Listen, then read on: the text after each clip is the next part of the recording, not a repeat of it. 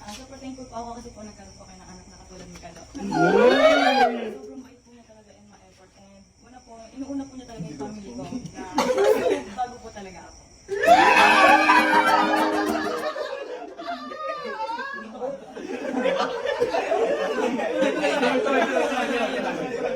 So ayun lang po, I am sobrang thankful po na dumating po siya sa buhay ko. And syempre po, sa inyo po nag-umpisa yung lahat dahil po sa inyo kaya po siya nandiyan.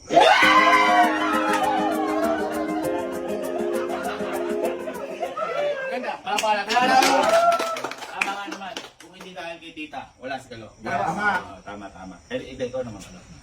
Baka may gusto kang sabihin kay Ivan sa harap ni tita. Hindi kasi siyempre, iba ang legal. Uy! Wala! Babaya!